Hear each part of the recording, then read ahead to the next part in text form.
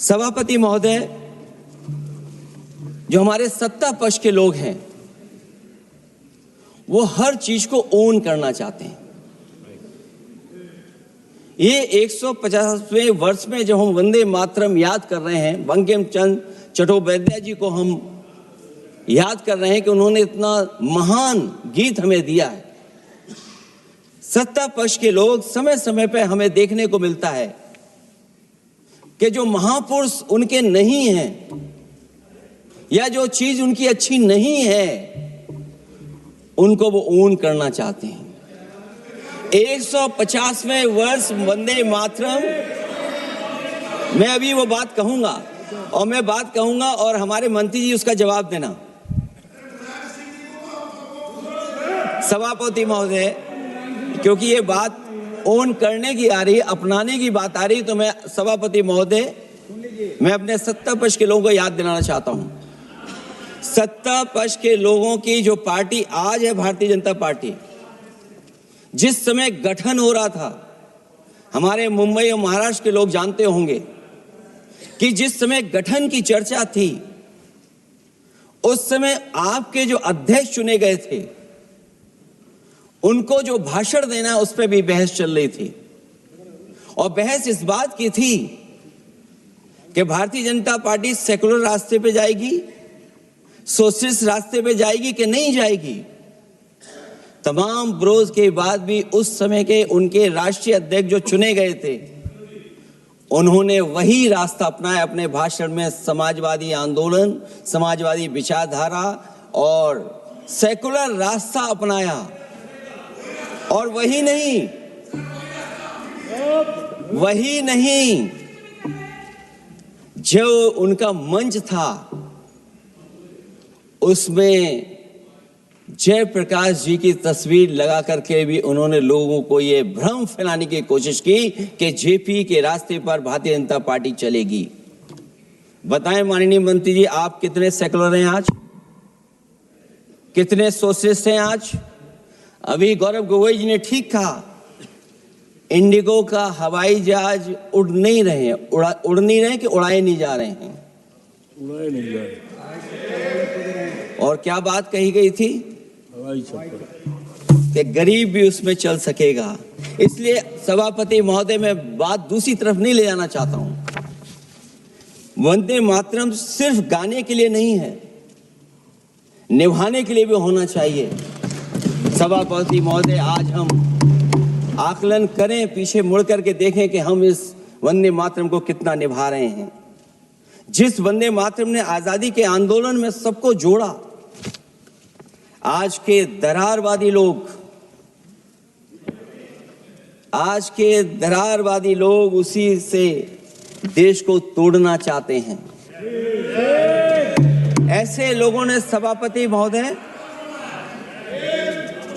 ऐसे लोगों ने पहले भी देश के साथ दगा किया और आज भी कर रहे हैं। ये चर्चा तो जोड़ने का काम करेगी ना अखिलेश जी, क्योंकि आज वंदे मातरम की चर्चा, वही मैं कह रहा हूँ, वंदे मातरम में जोड़ने का ही काम करेगी। वंदे मातरम कोई दिखावा नहीं है, ना ही राजनीति का विषय है। क्योंकि सभापति महोदय, हम जब ये चीज इनके विचारों से, इनके भाषणों से जब बाहर सुनते हैं तो ऐसा लगता है कि वंदे मातरम इन्हीं का बनवाया हुआ गाना है। जिन्होंने, सभापति महोदय, जिन्होंने आजादी के आंदोलन में भाग ही नहीं लिया है, वो वंदे मातरम का महत्व क्या जानेंगे। सच तो ये है कि सरफरोश लोग वंदे मातरम दिल से बोलते थे। उन आजादी के दीवानों के खिलाफ कुछ लोग अंग्रेजों के लिए जासूसी और मुखबिरी का भी काम करते थे। दरअसल ये राष्ट्रवादी नहीं बल्कि राष्ट्र विवादी लोग हैं। जहां विवाद करना हो, कभी अंग्रेज विवाद कर करके, डिवाइड कर करके, डिवीजन कर करके राज किया करते थे।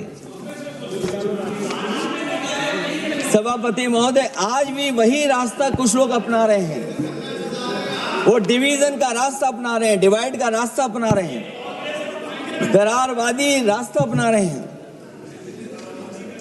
इनका इतिहास खंगाला जाए कि इन्होंने आजादी के पहले और आजादी के बाद वंदे मातरम क्यों नहीं गाया।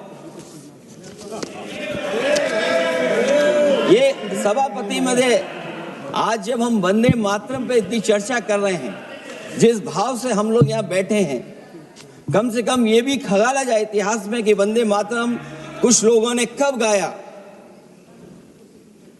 उन मुखबरों से ये सवाल पूछा जाए कि स्वतंत्रता के बाद भी उन्होंने अपना गीत क्यों बनाया। उनकी एक रंगी सोच ने तिरंगा क्यों नहीं फहराया। वंदे मातरम सियासत के झूठे राष्ट्रवादियों के लिए नहीं है, गलत लोगों की गलत मंशा पूरा देश समझता है।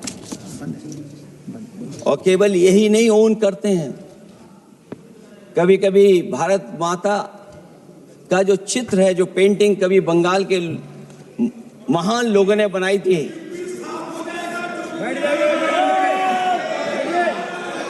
सभापति महोदय इनको देख लीजिए और फिर बैठ जाओ।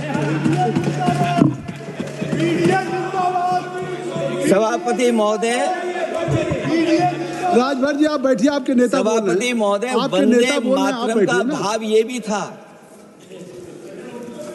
कि कम्युनल पॉलिटिक्स नहीं चलेगी, और कम से कम हमारे उत्तर प्रदेश के साथियों ने कम्युनल पॉलिटिक्स को अंत किया है वहां पर जहां से कभी इन्होंने शुरू की थी। और सभापति महोदय, वंदे मातरम एक भाव के रूप में हमारे अंदर बसा है, चाहे उसके शब्द ना याद हो, चाहे अर्थ ना मालूम हो, चाहे पूरा याद ना हो, उस सच्चे भारतीय के अंदर देश प्रेम की भावना जगाने के लिए इसके दो शब्द ही काफी हैं। जो सच में देश की एकता और अखंडता चाहते हैं, जो भाईचारे को बुनियाद मानते हैं, उनके लिए दो शब्द भी पर्याप्त हैं जो इस वंदे मातरम से हमें मिलते हैं।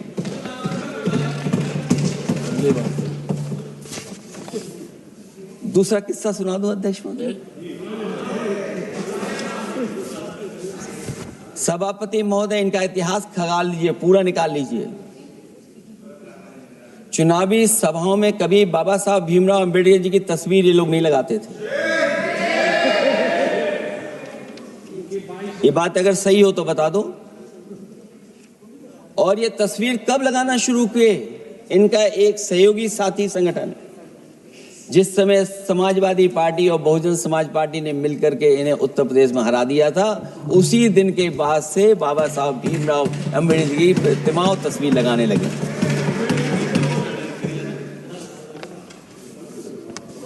इसलिए सभापति महोदय, ये वंदे मातरम केवल गीत नहीं है, गीत के साथ साथ आज हमें ऊर्जा भी देता है।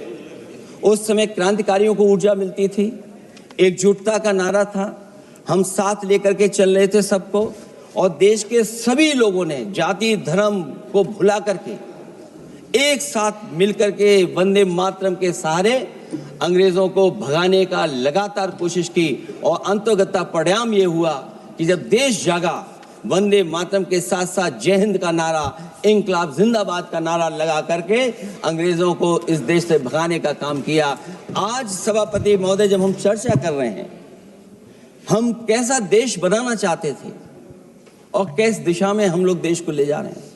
सभापति महोदय, मुझे अच्छा लगा कि प्रधानमंत्री जी ने वो बात याद दिलाई कि अंग्रेजों के जमाने में अगर बच्चे भी वंदे मातरम गा देते थे तो उन्हें देशद्रोही के कानून से जेल भेज दिया जाता था।